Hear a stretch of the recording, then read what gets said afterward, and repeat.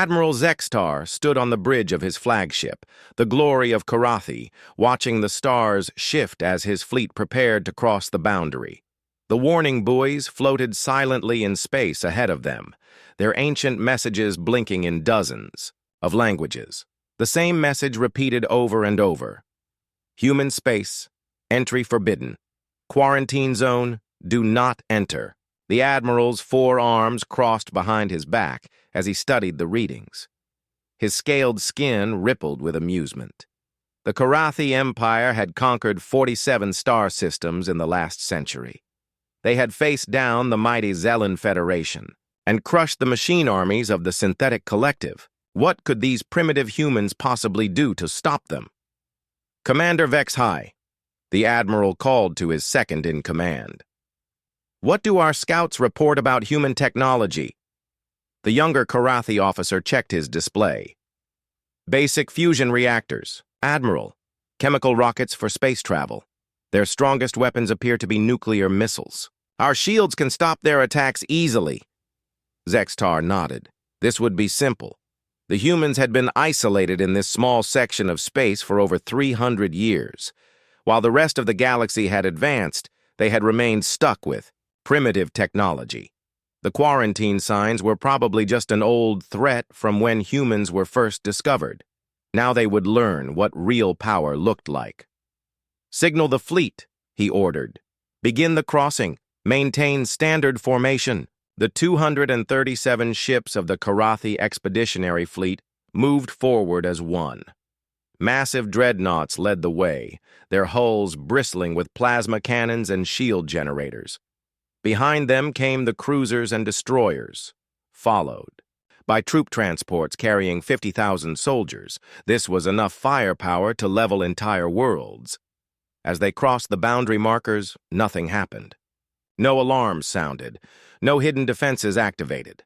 The human space around them looked empty except for a few distant stars and some scattered asteroids. Sensors detect 3 inhabited systems within range, reported the science officer. Total human population appears to be less than 2 billion across all worlds. No significant military installations detected. Zextar smiled, showing his sharp teeth. Target the largest population center. We will demonstrate our power and demand their surrender. Standard procedure. But as the fleet moved deeper into human space, something felt wrong. The stars looked different here. Not just their positions, but their colors seemed slightly off. Space itself felt thicker somehow, as if they were moving through invisible liquid instead of vacuum. "Admiral," called the navigation officer, his voice uncertain. "I am getting strange readings from our jump drives. The quantum fields here are unusual." "Unusual how?" Zextar demanded. "The mathematics do not match our charts. Space appears to be folded differently in this region. Our computers cannot calculate accurate jump coordinates." The Admiral frowned. This was odd, but not necessarily dangerous. Many regions of space had unusual properties. Black holes, neutron, stars, and exotic matter could all affect navigation. They would simply have to rely on slower-than-light travel while they completed their mission. "Continue with the invasion plan," he ordered. "Use conventional engines only until we understand the local conditions." The fleet approached the first human world, a green and blue planet orbiting a yellow star. Their sensors showed cities, farms, and what appeared to be spaceports. Everything looked normal and peaceful. Too peaceful. "No defensive satellites detected," reported the tactical officer. "No military ships in orbit. They appear to be completely undefended." Zextar found this suspicious. Even the most primitive species usually had some kind of orbital defenses. But perhaps the humans were simply foolish enough to believe their old quarantine warnings would protect them forever. "Open a communication channel," he commanded. "Let us see what these humans have to say for themselves." The main screen flickered to life, showing the surface of the human planet below. Cities sparkled in the daylight, and clouds drifted peacefully across blue oceans. It looked like paradise. It looked like easy prey. But then the sensors began picking up something else. Ships were moving in the asteroid belt. Small craft at first, barely visible on their displays. Then larger vessels emerged from behind moons and planetary rings. Ships that had been hidden so well that even the Karathi's advanced sensors had missed them. "Admiral," the sensor operator called out, his voice rising with concern. "I am detecting at least 50 ships that were not there before. They appear to have been using some kind of stealth technology." "Show me," Zexatar ordered. The tactical display updated, showing red dots scattered throughout the system. But as they watched, more dots appeared, then more. Soon the display showed over 200 human vessels, roughly equal to their own. "Fleet size. How is this possible?" demanded Commander Vexhai. "Our sensors should have detected them immediately." Before anyone could answer, ships began disappearing from the outer edge of their formation. The first to vanish was the destroyer Swift Victory. One moment it was there on their screens, the next moment there was only empty space. "Swift Victory, report your status," the communications officer called out. No response. Then another ship vanished. The cruiser Stellar Might simply ceased to exist. No explosion, no debris field, no distress signal. It was there, and then it was not. "What is happening?" Zextar shouted. "All ships, report in." The responses came quickly at first, but then more ships started vanishing. The destroyer Iron Fist, the cruiser Cosmic Thunder, the dreadnought World Breaker. Each disappearance was the same. One moment the ship was there, the next it was gone without a trace. "Admiral, we are being attacked, but I cannot identify the source," the tactical officer reported, his voice shaking. "The missing ships show no signs of weapons fire or hull breaches before they disappear." Zextar's mind raced. This was impossible, even if the humans had some kind of advanced stealth technology. His ships were protected by shields that could stop anything. Energy weapons would create visible beams. Missiles would appear on sensors. But there was nothing. His ships were simply vanishing. "All ships, activate maximum shields and begin evasive maneuvers," he ordered. "Try to identify the source of the attacks." The remaining ships of his fleet began moving in random patterns, but it did not help. More vessels continued to disappear. The transport ship, Cargo Master, the frigate Star Piercer, the heavy cruiser Death's Edge. Each loss took hundreds of Karathi lives with it. "Sir, we have lost 37 ships," reported the tactical officer. "The attacks appear to be coming from multiple directions, but our sensors still cannot identify the source." That was when the communication channel crackled to life. A human voice, speaking in perfect Karathi language, filled the bridge. "Attention, Karathi Fleet. This is Captain Sarah Chen of the Human Defense Force. You have entered restricted space in violation of galactic law. You were warned not to come here. Now you will learn why." Admiral Zexatar stared at the main screen, but it showed only stars and empty space. "Show yourself, human. Face us honorably if you dare." The human's laughter filled the bridge. It was not the sound of fear or madness that Zextar expected. It was the laughter of someone who found the situation genuinely amusing. "Honor?" the voice asked. "Admiral, you brought 200 ships to attack worlds full of civilians. You speak of honor while planning to enslave billions of people. But very well. We will show ourselves." The space around the Karathi fleet began to change. At first it was subtle. Shadows where there should be none. Stars that flickered when no one was looking directly at them. Then the human ships began to appear. But these were not the primitive vessels the Karathi had expected. The human ships looked wrong. Their hulls seemed to shift and flow like living tissue. They appeared to be made of some kind of dark metal that absorbed light instead of reflecting it. Worst of all, they moved without making any thrust signatures. They glided through space as silently as sharks through deep water. "Impossible," whispered the science officer. "Those ships violate several laws of physics. They should not be able to move like that." More human vessels materialized around the Karathi fleet. Some emerged from what appeared to be solid asteroids. Others seemed to step out of empty space itself. Soon the Karathi found themselves surrounded by ships that should not exist. "Admiral," the communications officer called out. "The human. Captain is requesting to speak with you directly." "Put her through," Zextar ordered, trying to keep his voice steady. The main screen flickered and showed the interior of a human ship. Captain Sarah Chen sat in a chair that appeared to be grown rather than built. She looked human enough. 2 arms, 2 legs, 1 head with brown hair and dark eyes. But something about her was wrong.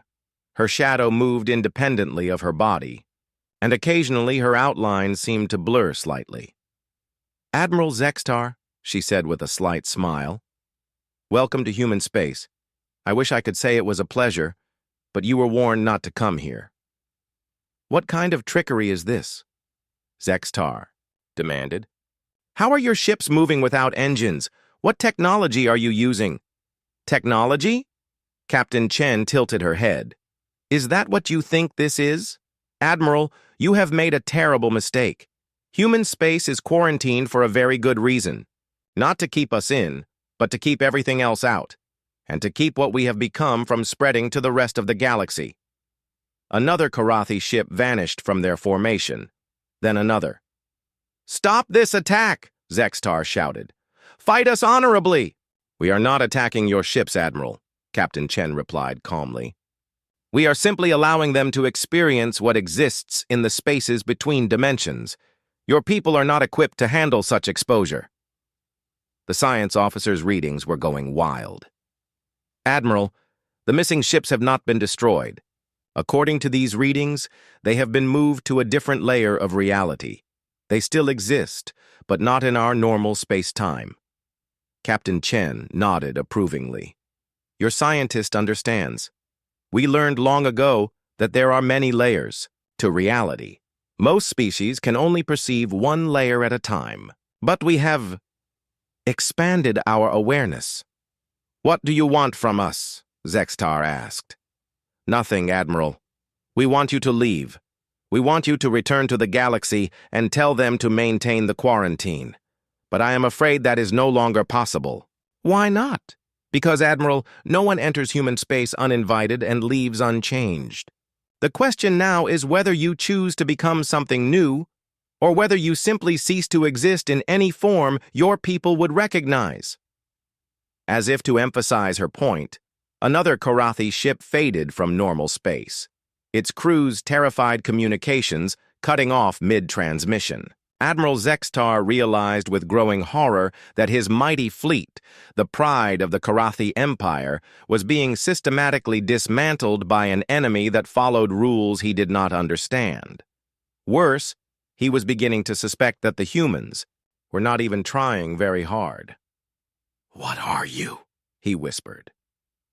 Captain Chen's smile grew wider, and for just a moment her eyes reflected depths that contained more than just stars. "We are what becomes of a species that learns to coexist with the things that live in the dark between galaxies, Admiral. We are what humans chose to become rather than go extinct. And now you will learn whether your people are strong enough to make the same choice."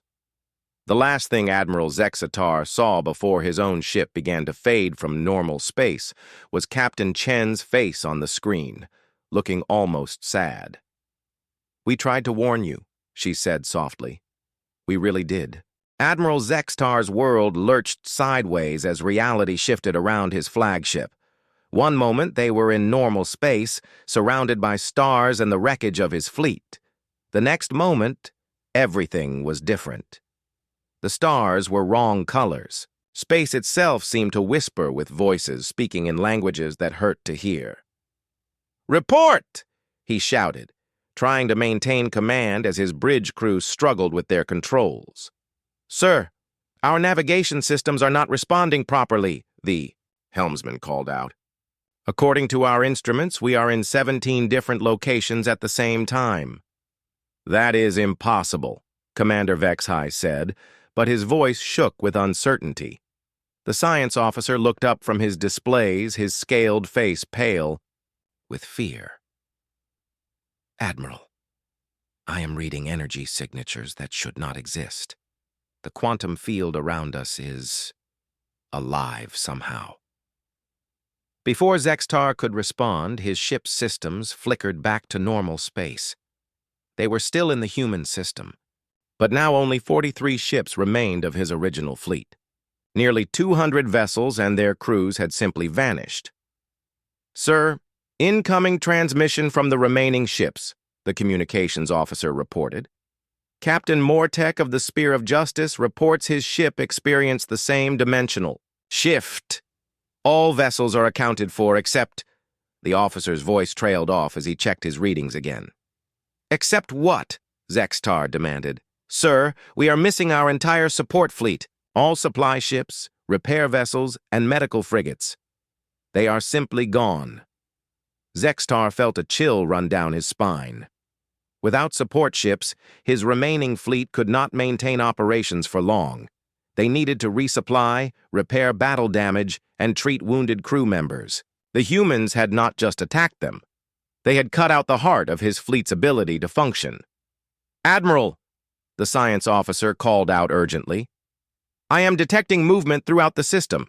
The human ships are repositioning." The tactical display showed the human vessels flowing through space like schools of fish. They moved in patterns that made no sense according to physics, sometimes appearing to be in multiple places at once. Their formations constantly shifted, making it impossible to predict where they would strike next. "Sir, we are receiving another transmission from Captain Chen," the communications officer announced. "Put her through," Zextar ordered. The main screen showed the human captain again, but this time her ship's bridge looked different.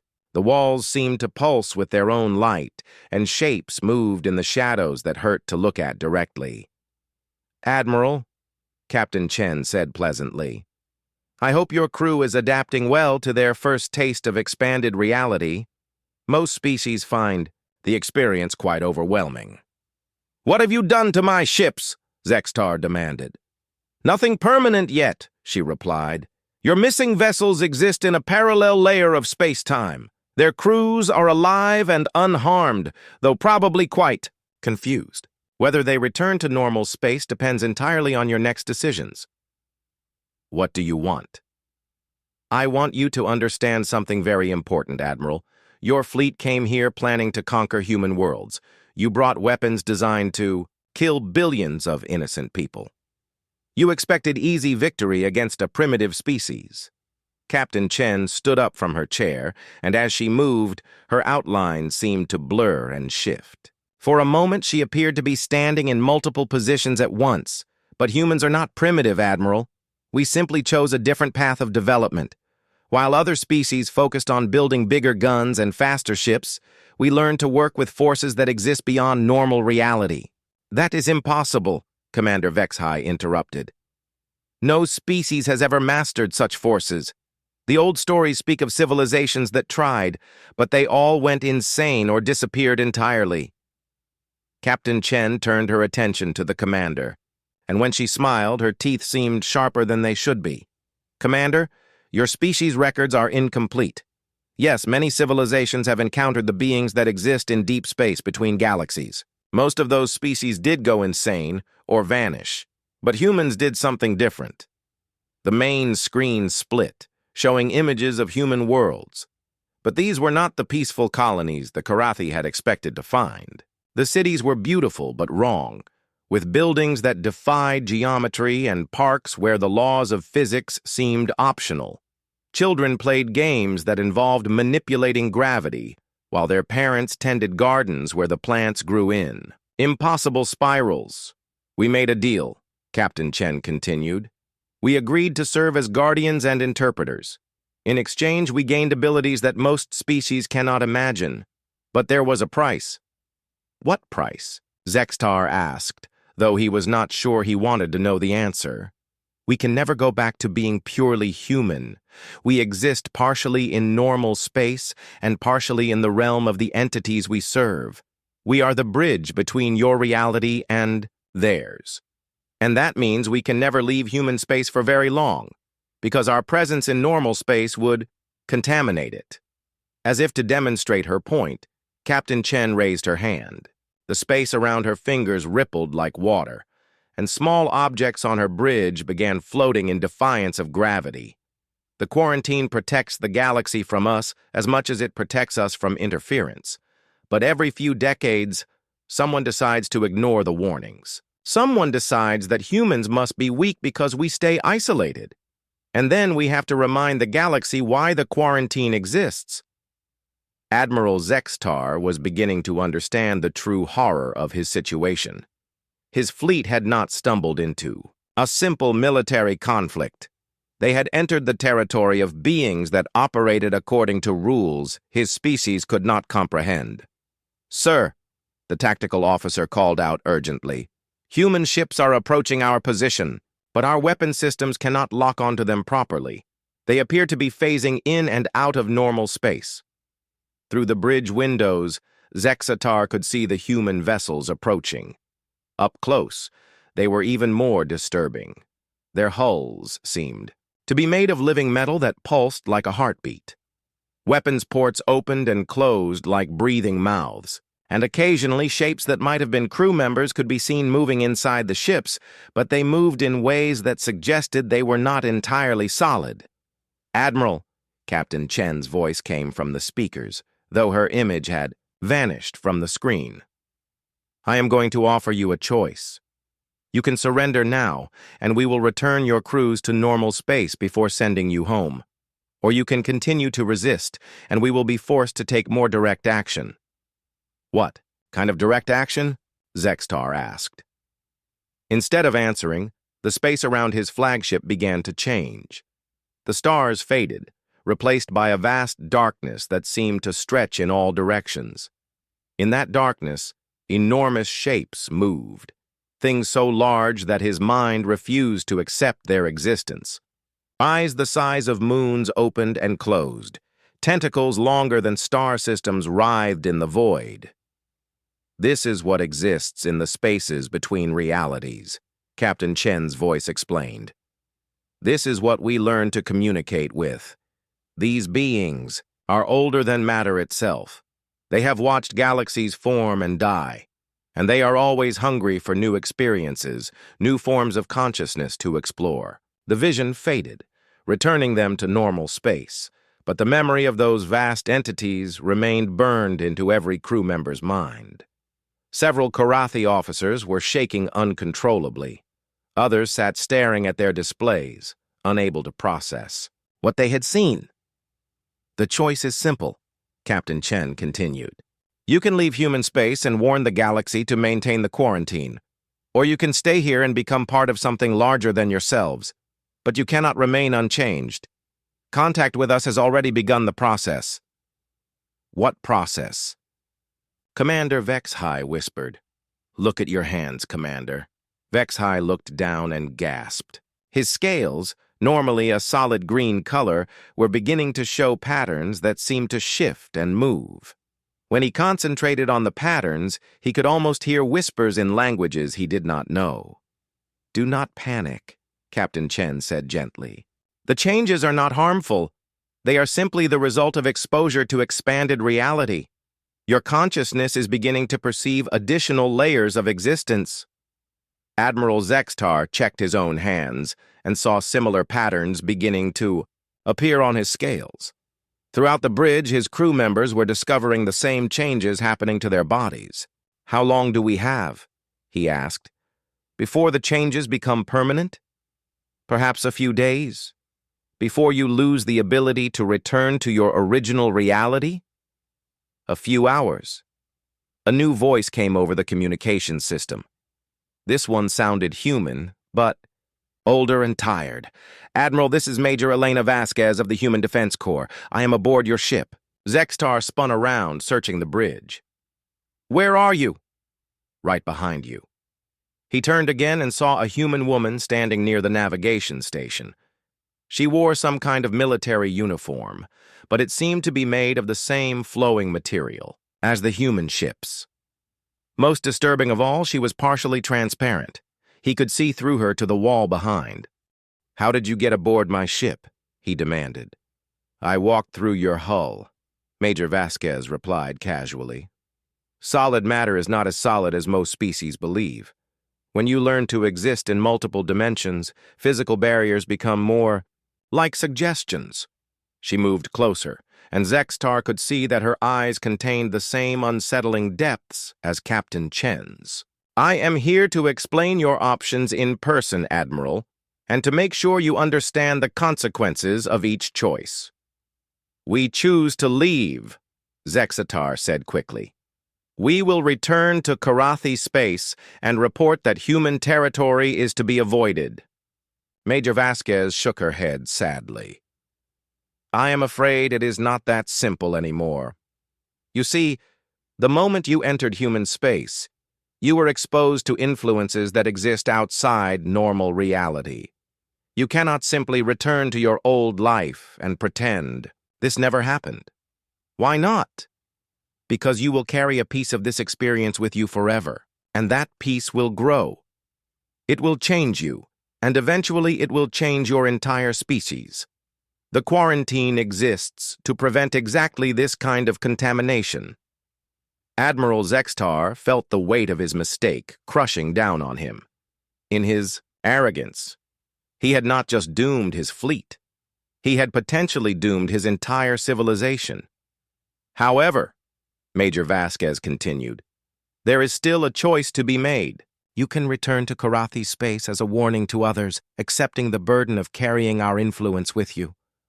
Or you can stay here and learn to become something new. What happens if we stay? You become part of the Watch. You help us guard the barriers between realities. You gain abilities beyond imagination, but you also accept responsibility for protecting the galaxy from forces it is not ready to face." The Major gestured toward the bridge windows, where human ships continued to patrol in impossible formations. "Every ship you see out there contains beings who were once like you. Species that entered human space and chose to join us rather than risk contaminating their homeworlds. We are all guardians now, all watchers at the edge of reality." Admiral Zexatar looked at his crew, seeing the patterns spreading across their scales, seeing the fear and confusion in their eyes. He had led them into this situation. Now he had to decide their fate. "How long do we have to choose?" he asked. "Until dawn on the human world below," Major Vasquez replied. "After that, the choice will be made for you." As she spoke, her form began to fade, becoming more transparent until she vanished entirely. Captain Chen's voice returned to the communications system. "Admiral, I suggest you use the remaining time to speak with your crew. This decision affects all of them. But remember, whatever you choose, there is no going back to the way things were." The connection ended, leaving the bridge in silence except for the steady hum of the ship's systems and the soft whispers that now seemed to come from the walls themselves. Admiral Zextar called an emergency meeting of his remaining ship captains. The holographic conference room filled with the images of his surviving officers, but many of them looked different now. The strange patterns on their scales had spread, and some officers seemed to flicker between solid and transparent states. "Report your status," Zextar ordered, trying to maintain normal military procedure despite the impossible circumstances. Captain Mortek of the Spear of Justice spoke first. "Admiral, my crew is experiencing widespread hallucinations. They claim to see through the walls of the ship into space that contains things that should not exist. My science officer insists he can now perceive 17 different dimensions. Similar. Reports from my vessel," added Captain Yildar of the Stormcaller. "But Admiral, the strangest thing is that these hallucinations appear to be accurate. My navigator used one of these visions to plot a course through what appeared to be solid asteroid, and we passed through it without harm." Captain Zolmak of the heavy cruiser Iron Resolve leaned forward, his scales now showing complex geometric patterns that seemed to move on their own. "Sir, I believe we need to accept that we are no longer dealing with normal reality. My engineers report that our ship's systems are operating at 150% efficiency, powered by energy sources they cannot identify or explain. Before Zextar could respond, the conference room's lights dimmed, and a new figure materialized at the table. It was a human, but not like the ones they had encountered before. This being appeared to be made of living starlight, with features that constantly shifted between different faces and forms. "Forgive the intrusion," the entity said in a voice that sounded like wind through cosmic dust. "I am Dr. James Morrison, formerly of the human colony ship New Horizon. I died approximately 80 years ago. But I chose to continue existing in an expanded state rather than simply ending." The Karathi officers stared in shock. They were speaking with a dead human who had somehow maintained consciousness beyond death. "I wanted to explain what happened to my species," Dr. Morrison continued, "and what is now happening to yours." "You said you died," Commander Vexhai managed to say. "How is this possible? Death, as most species understand it, is simply the end of existence in one layer of reality." "But there are many layers, Commander. When humans learned to perceive multiple dimensions, we also learned that consciousness can exist independently of physical form." Dr. Morrison gestured, and the conference room around them changed. The walls became transparent, showing views of space that contained structures and beings that defied comprehension. Cities built from folded space-time, creatures made of pure mathematics swimming through oceans of liquid light. "This began 300 years ago," Dr. Morrison explained. "The human deep space exploration vessel Voidwalker encountered something in the empty space between galaxies. We called them the Ancient Ones, beings that existed before matter coalesced into stars and planets." The view shifted, showing a vast emptiness that contained shadows larger than solar systems. Eyes that burned with the light of dead stars opened and closed in the darkness. "Most species that encounter the Ancient Ones go insane immediately. Their minds cannot process beings that exist on such a scale. Others simply disappear, absorbed into whatever realm the Ancient Ones inhabit. But humans, we were different." "Different how?" Admiral Zextar asked. "We were curious rather than terrified. When the Ancient Ones spoke to us in languages made of pure thought, we tried to learn those languages. When they showed us realities that existed outside normal space-time, we asked to see more. Most importantly, when they offered us a choice between madness and transcendence, we chose transcendence.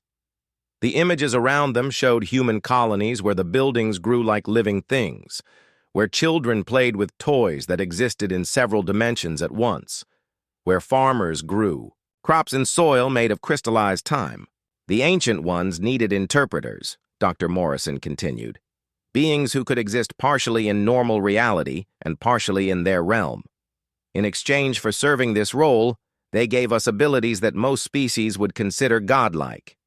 But there was a price, Admiral Zextar said, remembering Captain Chen's words. "Yes, we could never again be purely human. We became bridges between realities, and bridges must be anchored on both sides.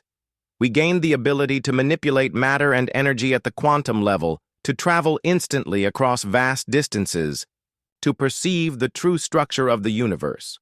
But we also became responsible for protecting normal reality from influences it cannot handle."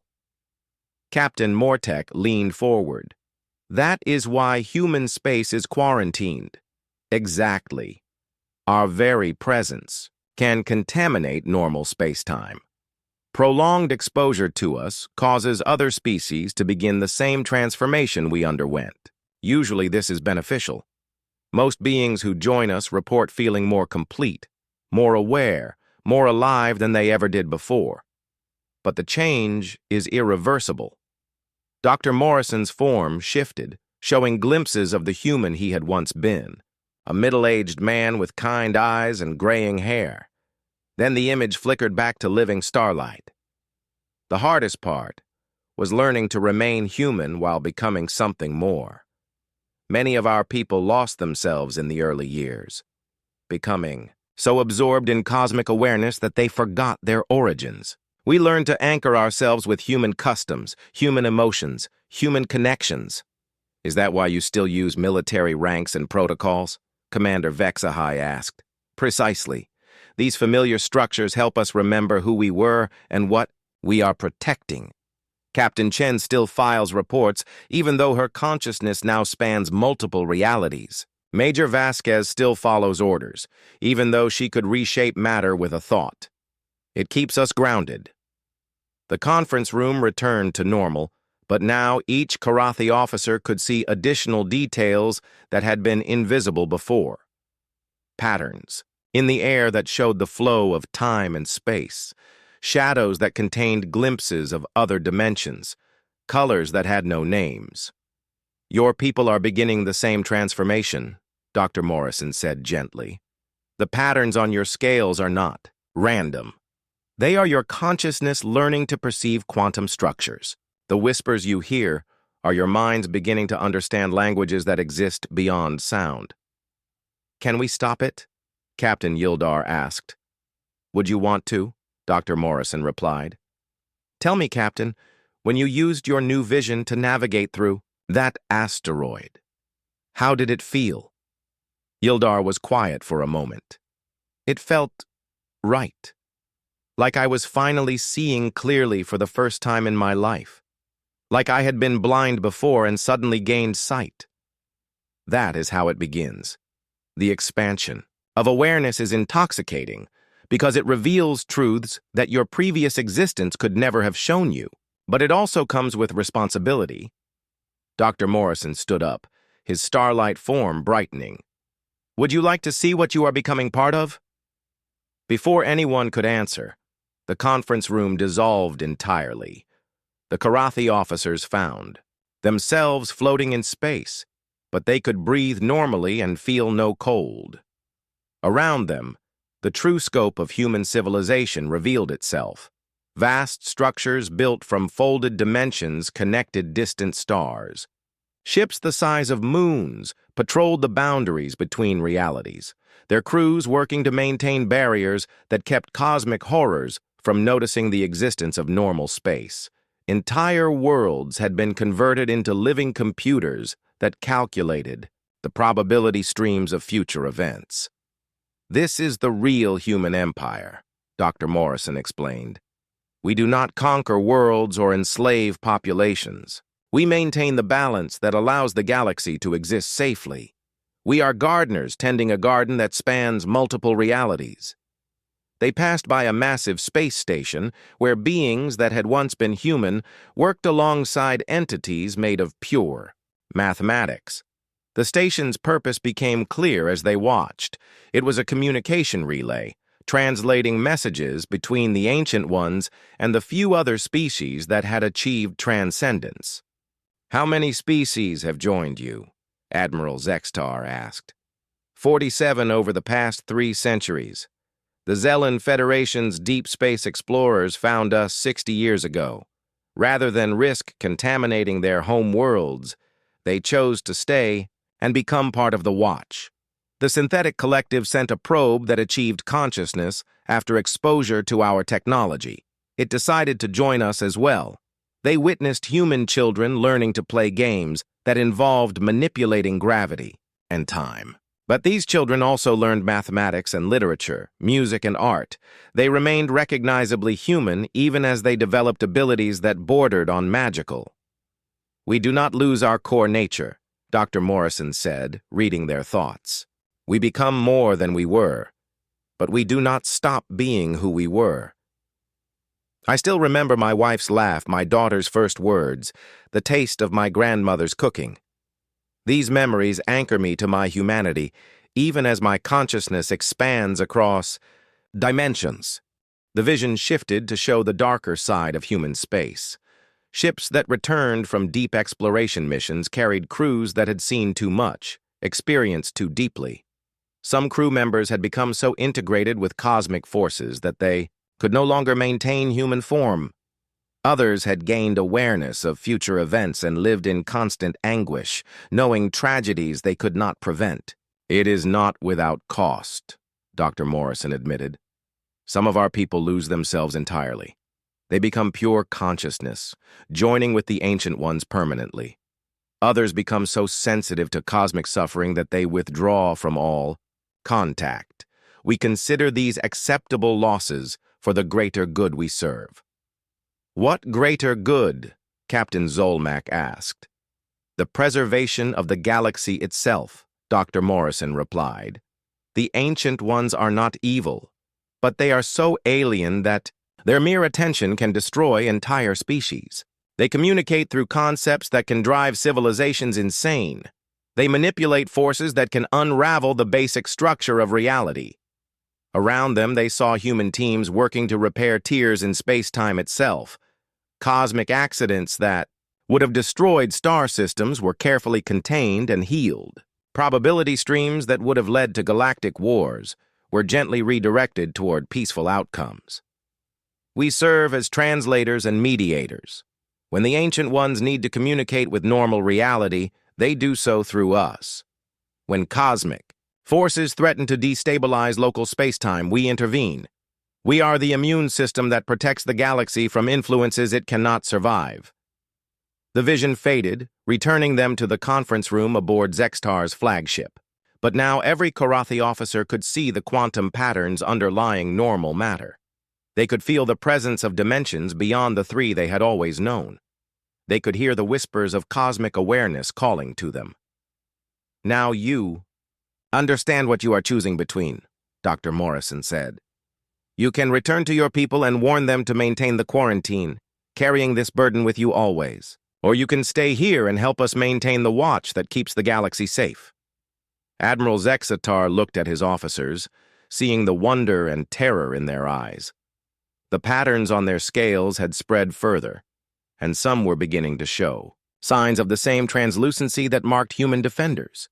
"If we return home, what happens to us?" "You will change slowly over time. Your awareness will continue to expand. Eventually, your people will notice that you are different. Some may fear you. Others may be curious.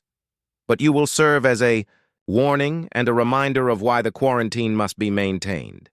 And if we stay, you become part of something larger than any single species. You help protect realities you cannot yet imagine. You gain abilities beyond your current comprehension.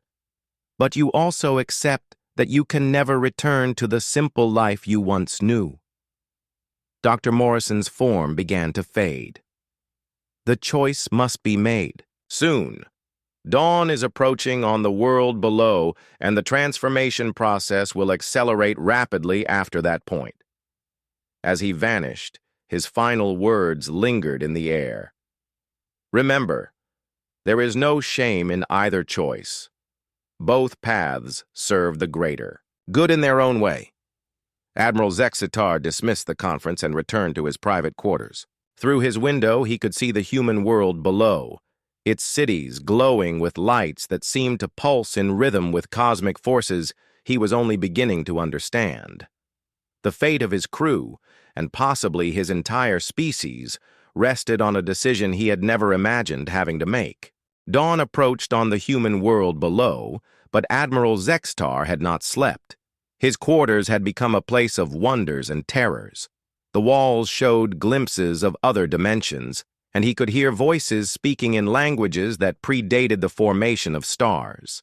The patterns on his scales had grown more complex, forming mathematical equations that described the structure of space-time itself. A soft chime indicated someone requesting entry. When the door opened, Major Elena Vasquez stepped through, not walked, but stepped, as if the barrier between the corridor and his room was just another suggestion she chose to ignore. "Admiral," she said, settling into a chair that molded itself to accommodate her partially solid form. "I thought you might have questions before you make your final decision." "I have been thinking about my crew," Zextar said. "They trusted me to lead them safely. Now I must choose between abandoning them to an uncertain fate or condemning them to become something they never asked to be. May I tell you about my own choice? Major Vasquez asked. I was a Marine serving aboard the exploration vessel Deep Horizon when we first encountered human space. Like you, we ignored the quarantine warnings. Like you, we thought we were dealing with primitives who could be easily conquered. Her form became more solid, showing glimpses of the human she had once been. A soldier with determined eyes and scars from a dozen battles. My commander was Captain Rodriguez. He was a good man who cared about his troops. When we realized what we had stumbled into, he faced the same choice you face now. He agonized over it for days. What did he decide? He chose to stay. All of, us did. We became part of the Watch, learning to use our new abilities to protect the galaxy. But the process was not easy, Admiral. We had to watch our old selves die while our new selves were born. Major Vasquez stood and walked to the window. Outside, more human ships had appeared, their strange formations creating patterns that seemed to have meaning beyond navigation. Would you like to see what we protect the galaxy from? Before Zextar could answer, the window changed. Instead of showing normal space, it revealed the spaces between realities. Vast entities moved through dimensions that existed alongside normal space-time but remained invisible to most species. Things that were larger than star systems and older than galaxies swam through oceans of pure possibility. These are the ancient ones, Major Vasquez explained. They exist primarily in what you might call the spaces between thoughts. They are not evil, but they are so alien that direct contact with them destroys most forms of consciousness. One of the entities turned toward their viewpoint, and Admiral Zextar felt his mind struggle to process what he was seeing. It was like trying to understand a concept that had too many dimensions, or hearing a sound that existed in colors instead of frequencies. I cannot comprehend it, he gasped. That is normal, Major Vasquez said gently. Even we can only perceive fragments of their true nature. But over time, your consciousness will expand to accommodate greater understanding. The view shifted to show human teams working at the boundaries between realities. They were building structures that looked like geometric impossibilities, bridges made of crystallized time, walls constructed from folded space, doorways that led to places that existed only in mathematical theory. This is the real work we do, Major Vasquez continued. We maintain the barriers that keep normal reality stable. Without these structures, the mere proximity of the ancient ones would cause space-time to collapse into chaos. Zextar watched. Human engineers whose bodies phased in and out of visibility as they worked with materials that seemed to exist in several dimensions simultaneously. Some wore environmental suits that appeared to be made of liquid starlight. Others had modified their bodies so extensively that they barely resembled their original species. What happens to those who go too far? He asked. Come, I will show you. Major Vasquez extended her hand, and when Zextar took it, they both passed through the ship's hull into open space. But this was not the cold, airless void he expected. They could breathe normally, and the temperature felt comfortable. Around them, human space revealed its true complexity. They floated toward a massive structure that existed primarily in folded dimensions. It appeared as a small station to normal vision, but Zextar's enhanced perception could see that it actually stretched across several star systems. This is the Memorial Archive, Major Vasquez explained. It contains the consciousness patterns of humans who transcended beyond our ability to communicate with them. They passed through walls that existed in more than 3 dimensions and entered a vast library. But instead of books, the shelves contained globes of light that pulsed with their own inner fire. Each globe contained the preserved consciousness of a human who had ventured too deeply into cosmic awareness. Dr. Sarah Kim was one of our first xenobiologists. Major Vasquez said, approaching one of the glowing spheres. She became fascinated with the Ancient One's method of reproduction, which involves creating new realities rather than new individuals. She studied the process so intensely that her consciousness became integrated with the cosmic creative force itself. The globe pulsed brighter, and for a moment, Admiral Zexitar could hear whispers of vast intelligence discussing the formation of new universes. She still exists, and her work continues to benefit us, but she can no longer maintain individual consciousness in the way we understand it. She has become part of something larger. They moved deeper into the archive, passing thousands of preserved consciousness patterns. Each represented a human who had made the ultimate sacrifice in the pursuit of knowledge and protection. Lieutenant Marcus Webb tried to establish direct communication with the Ancient Ones without proper mental conditioning, Major Vasquez continued, indicating another glowing sphere. His mind expanded so rapidly that it encompassed the entire electromagnetic spectrum. He now exists as living radio waves, carrying messages between distant human outposts. Are they happy? Admiral Zextar asked. That is a complex question. They exist in states of awareness that transcend individual happiness or suffering. They experience existence on a scale that includes the birth and death of galaxies. Whether that constitutes happiness is beyond our ability to determine.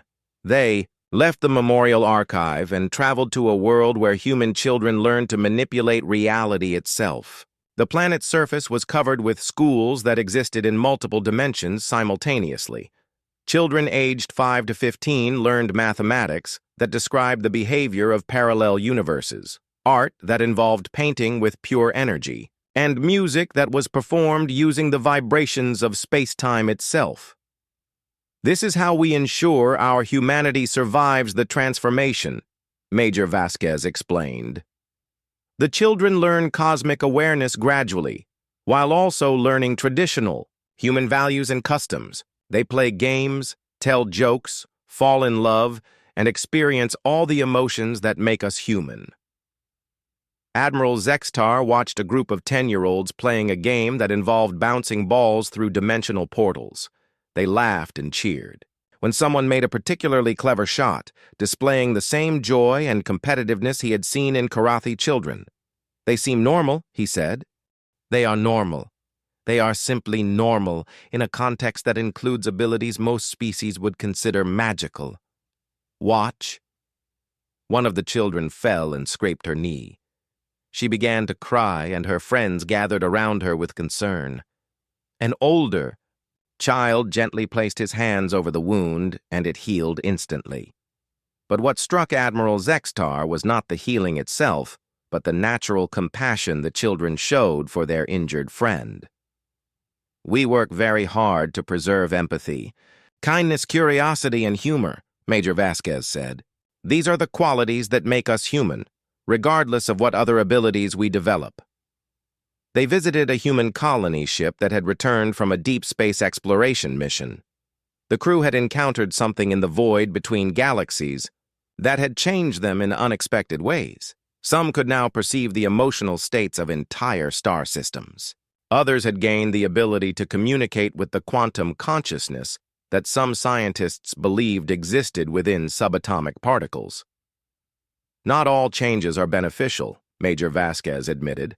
Commander Jackson gained the ability to see all possible future timelines simultaneously. The constant awareness of potential tragedies drove him to a state of permanent melancholy. We had to develop special treatments to help him cope with his enhanced perception. They met Dr. Lisa Chen, who had become so sensitive to cosmic suffering that she could feel the pain of every dying star in the galaxy.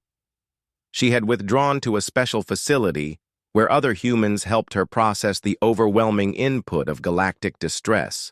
The universe contains vast amounts of suffering, Dr. Chen explained to Admiral Zexitar. When your consciousness expands enough, you become aware of it all. Planets where entire species are going extinct, stars that are slowly dying, the gradual heat death that awaits all things. Learning to experience cosmic awareness without being paralyzed by cosmic suffering is one of our greatest challenges. How do you bear it? Zexatar asked. By focusing on what we can change, she replied. Every species we help transcend safely. Every reality tear we repair. Every cosmic disaster we prevent. These actions create ripples of positive change that spread across the galaxy. The suffering is real, but so is our ability to reduce it. Their tour concluded at the council chamber, where the senior leadership of human space made decisions that affected multiple realities. The council members existed in states that barely resembled their original forms. Some appeared as geometric patterns of pure thought.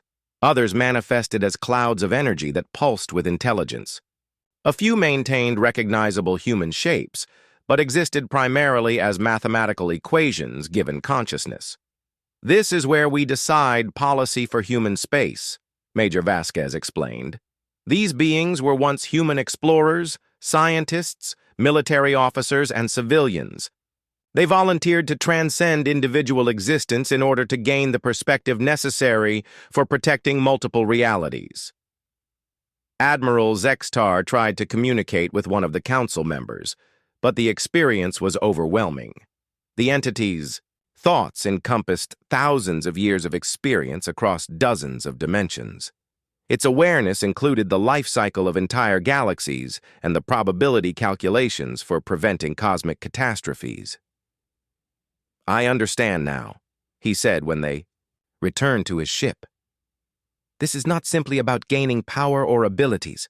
It is about accepting responsibility for existence itself. Exactly, Major Vasquez replied. We do not just protect our own species or even our own galaxy. We help maintain the stability of the entire cosmic order. But the price is giving up the simple existence we once knew. As they stood in his quarters, Admiral Zextar could feel the transformation accelerating within his own body. The patterns on his scales now covered most of his skin, and he could perceive layers of reality that had been invisible before. His crew was experiencing similar changes. If we choose to stay, will we lose ourselves like those in the memorial archive? Not unless you choose to pursue knowledge or abilities beyond your capacity to handle safely. Most of us maintain our individual consciousness while gaining expanded awareness. The key is knowing your limits and accepting them. Major Vasquez began to fade as dawn light appeared on the horizon of the human world below. The choice point is approaching, Admiral. Whatever you decide, choose based on what you believe is right for your people and the galaxy. There is honor in either path. Left alone in his quarters, Admiral Zextar looked out at the human ships that surrounded his fleet. Each vessel contained beings who had once faced the same choice he now faced. Each crew had decided to sacrifice their old existence for the chance to become something greater. But he also thought about the Karathi Empire, with its billions of citizens who lived simple lives free from cosmic responsibility. Did they deserve to be protected from the knowledge he now carried? Or did they deserve the chance to choose transcendence for themselves? The decision would be made within the hour, and whatever he chose would echo across space and time, affecting species and realities he had never imagined could exist. Admiral Zextar stood on his bridge as dawn broke over the human world below. His crew had gathered around him, all showing the same patterns of transformation spreading across their scales. The whispers from beyond normal space-time had grown, louder, offering glimpses of knowledge that stretched across the cosmos. Sir, Commander Vexhai said quietly, the crew is ready for your decision. Before Zextar could respond, Captain Sarah Chen materialized on the bridge, but now she appeared in her true form, a being of shifting light and shadow that existed simultaneously in multiple dimensions. Her human appearance was just one layer of a much more complex existence. Admiral, she said, her voice carrying harmonics that seemed to come from the spaces between atoms. The choice point has arrived. Your transformation will accelerate rapidly now. You must decide whether to embrace it fully or attempt to return to your old reality. Admiral Zextar looked at his crew. These were good soldiers who had followed him loyally into what they thought would be a simple conquest. Now they faced a choice that would define not just their own fate, but possibly the fate of their entire species. If we return to Karathi space, what exactly will happen to us? You will carry the seed of expanded awareness within you, Captain Chen explained. Over time, it will grow. You will develop abilities that your people will not understand. Some will fear you. Others will be curious. Eventually, your presence will begin to influence others, spreading the transformation slowly through your population. And our government? Our military? They will demand explanations. When you tell them the truth about human space, some will believe you. Others will assume you have been driven insane by your experiences. A few may attempt to send larger fleets to investigate despite your warnings. Admiral Zextar considered this. How many species have made the choice to return home? 17 over the past 3 centuries, Captain Chen replied. The results have been mixed. Some species adapted well to gradual transformation. The hegemony of Vel learned to integrate cosmic awareness with their existing culture. They now serve as early warning systems for dimensional instabilities in their region of space. And the others? The Crimson Empire attempted to weaponize the abilities their returning scouts developed. They created a military unit of enhanced soldiers who could phase through matter and manipulate energy directly. But they lost control of the process. The enhanced soldiers transcended beyond individual consciousness, becoming a collective entity that now exists primarily in parallel dimensions. Captain Chen's form shifted, showing images of various species that had encountered human space over the centuries. Some had thrived with their new abilities. Others had been torn apart by factions fighting over the power that transformation offered. The choice to return home is not just about you, she continued. It is about whether your species is ready for the knowledge you now carry, and whether you are strong enough to bear the responsibility of introducing them to forces they may not be able to handle. Commander Vex High stepped forward. Captain Chen, what happens if we choose to stay? Will we be able to maintain contact with our families? Our homeworld? Contact is possible but limited, Captain Chen replied. Direct interaction would accelerate the transformation in anyone you communicate with, but we have developed methods for maintaining distant contact through specially shielded communication systems. She gestured, and a new figure appeared on the bridge, a being that had once been Karathi but now existed as a flowing pattern of energy and light. This is former Admiral Kethras of the Karathi Deep Space Command, Captain Chen said. He made his choice 40 years ago. The energy pattern pulsed, and when it spoke, the voice was recognizably Karathi, but carried depths that suggested vast experience. Greetings, Admiral Zextar, former Admiral Kethras said. I have been waiting to speak with you. You were Karathi? Zextar asked in amazement. I was the commander of a scientific expedition that discovered human space 62 years ago, like you. I led my fleet here believing we could easily study or conquer the humans. Like you, I learned that we had encountered something far beyond our understanding. What happened to your crew? Most chose to stay and join the watch. A few returned to Karathi space to serve as warnings. Those who returned lived lives of quiet influence, gradually preparing our people for the possibility of transcendence. Their work helped create the cultural foundation that allows me to maintain contact with our homeworld even now. The energy pattern shifted, showing glimpses of former Karathi features. I serve as a liaison between human space and the Karathi Empire. When cosmic events threaten our home system, I am able to provide warnings. When our people develop technologies that might accidentally breach dimensional barriers, I offer guidance to keep them safe.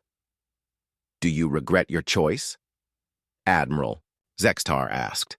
Regret is a concept that becomes complex when your consciousness spans multiple realities, former Admiral Kethras replied. I miss the simplicity of my original existence. But I have experienced wonders beyond imagination and helped prevent catastrophes that would have destroyed billions of lives. The question is not whether I regret my choice, but whether the benefits justify the sacrifice. Captain Chen raised her hand, and the space around them began to change. The bridge of the Karathi flagship became transparent, revealing the true scope of the decision they were making. They could see probability streams stretching into the future, potential timelines that would result from each choice. In one set of timelines, Admiral Zextar returned to Karathi space. Some versions showed him successfully warning his people and establishing new protocols to maintain the quarantine. Others showed him being imprisoned as a madman or studied as a contaminated specimen. A few showed the gradual transformation of Karathi society as the seed of expanded awareness spread through their population. In another set of timelines, he and his crew chose to stay. They became part of the Watch, helping to maintain cosmic stability. Their unique Karathi perspective proved valuable in establishing contact with other species. Some timelines showed them preventing wars, while others showed them exploring realities that existed beyond normal space-time. Both paths serve the greater good, Captain Chen said. The choice is not about right or wrong, but about which form of service calls to you. Admiral Zextar looked at his crew again. The transformation was accelerating now. Some officers were beginning to phase in and out of normal space, while others showed signs of developing abilities they did not yet understand. I need to speak with my crew individually, he said. Captain Chen nodded. You have 1 hour before the transformation becomes irreversible. Over the next hour, Admiral Zextar spoke with each of his officers and many of his crew members. Some were terrified of the changes happening to them and begged to return home. Others were fascinated by their developing abilities and eager to learn more. A few had already begun to perceive the cosmic responsibilities that came with expanded awareness. Commander Vexhai expressed the thoughts of many when he said, Admiral, I joined the military to serve and protect our people. If staying here allows me to continue that service on a larger scale, then perhaps this is where I belong. But Chief Engineer Morlan spoke for others when he said, Sir, I have a family, children who will not understand if I never return. I'm willing to carry whatever burden is necessary to warn our people, but I cannot abandon those I love. When the hour was up, Admiral Zextar called his crew together one final time.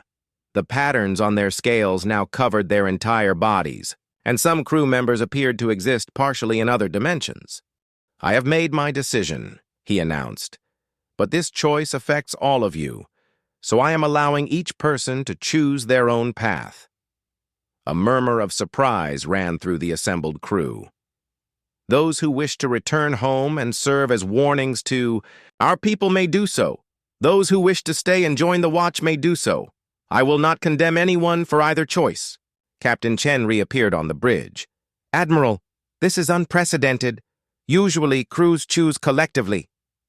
My crew has served loyally, Zextar replied.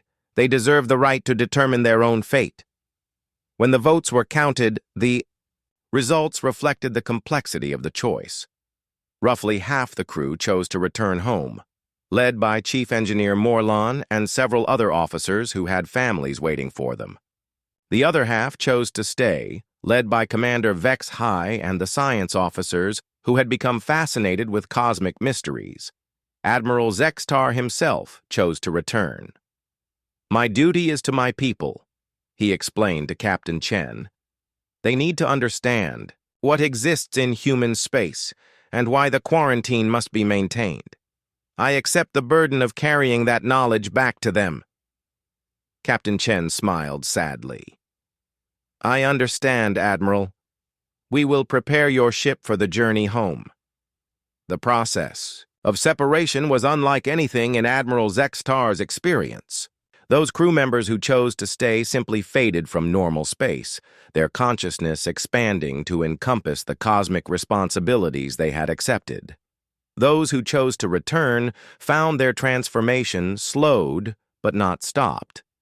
They would continue to change, but at a rate that would allow them to function in normal society. Commander Vexhai, now existing primarily as a pattern of living mathematics, spoke one final time before fully transcending. Admiral, thank you for giving us the choice. Tell our people that we continue to serve them, just on a scale they cannot yet imagine. Admiral Zextar's ship, now containing only half its original crew, began the journey back to Karathi space, but the trip was unlike their original voyage. Space itself seemed different, responding to their transformed awareness. They completed the journey in a fraction of the expected time, traveling through dimensions that bypassed normal space-time. When they emerged at the edge of Karathi territory, Admiral Zextar found that his ship's arrival had been detected immediately. A fleet of Karathi vessels surrounded them, weapons powered but not yet firing. "Admiral Zextar," came a transmission from the flagship of Fleet Commander Yethmol. "Your fleet was reported destroyed. How is it that you alone have returned?" "Commander," Zextar replied, "I have a report that you will find difficult to believe. I request immediate transport to the High Command." The debriefing took 3 days. Admiral Zextar told his story completely, holding nothing back. He demonstrated the abilities his crew had developed, showing how they could perceive additional dimensions and manipulate matter at the quantum level. He presented sensor recordings of human ships and testimony from crew members who had witnessed the transformation process. The reaction was exactly what Captain Chen had predicted. Some officials believed his account and immediately began reviewing quarantine protocols. Others declared him mentally unstable and recommended psychological evaluation. A few suggested that he and his crew were victims of human mind control technology. "Admiral," said High Command Advisor Kelthon, "you are asking us to believe that humans have become gods." "Not gods," Zextar replied. "Guardians. They have accepted responsibility for maintaining the stability of reality itself. The quarantine protects us from knowledge we are not ready to handle and protects them from contaminating normal space with their presence." Over the following months, Admiral Zextar's warnings gradually gained acceptance. The evidence was too compelling to ignore, especially as his crew members continued to develop abilities that defied conventional science. When Chief Engineer Morlan accidentally phased through a wall during a demonstration, even the skeptics began to take the reports seriously. The Karathi government established new protocols for human space. The quarantine was reinforced with additional warning buoys and patrol ships. Military academies began teaching courses on dimensional theory and the dangers of unauthorized contact with transcended species. But Admiral Zextar paid the price for carrying this knowledge. The changes within him continued to accelerate. His ability to perceive multiple realities grew stronger each day. Sometimes he would age backwards for several hours, his body responding to temporal fluctuations he could now detect. Other times, his shadow would move independently, acting out scenes from possible futures. 5 years after his return, Admiral Zextar stood before the Galactic Council, addressing representatives from hundreds of species. "The quarantine around human space is not a suggestion," he told them. "It is the barrier that protects our reality from forces that would remake it entirely. The humans who live within that quarantine have made the ultimate sacrifice. They have given up their original existence to serve as guardians for all of us." The Council voted unanimously to reinforce the quarantine and establish a permanent monitoring station to ensure no other species repeated the Karathi mistake. Admiral Zextar continued to serve as an advisor on dimensional threats, but his condition gradually worsened. The seed of expanded awareness within him grew stronger, pulling his consciousness toward cosmic scales of existence. On quiet nights, he could hear the whispers of his former crew members, now part of the watch that protected the galaxy. 10 years after his return, Admiral Zextar made one final report to Karathi High Command. "The burden has become too great," he admitted. I can feel my consciousness beginning to expand beyond individual existence. Soon, I will either transcend entirely or lose cohesion completely. His superiors offered to attempt medical intervention, but Zextar declined. This was always the price of knowledge, he said. I have served my purpose. Our people are warned. The galaxy is protected. Now I must accept the consequences of my choice. That night, Admiral Zextar disappeared from his quarters. Security. Recordings showed him simply fading away like mist. But those who had been trained to perceive dimensional activities reported seeing a new pattern of energy joining the cosmic structures that surrounded the quarantine zone. The warning remained, in place stronger than ever. Signs in hundreds of languages marked the boundaries of human space. Entry forbidden, quarantine zone. No one enters human space uninvited unless they don't plan to come back. In human space, the watch continued.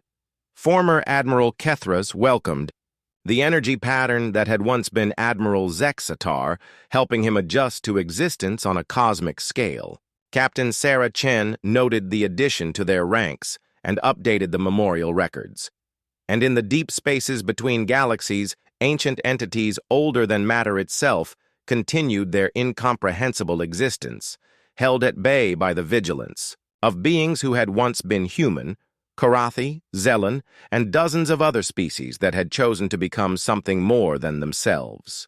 The galaxy slept peacefully, protected by guardians it would never fully understand, warned by heroes who had paid the ultimate price for their knowledge. The quarantine held, and reality remained stable because some beings had been willing to sacrifice everything to stand watch in the darkness between worlds. No one entered human space uninvited unless they truly did not plan to come back unchanged.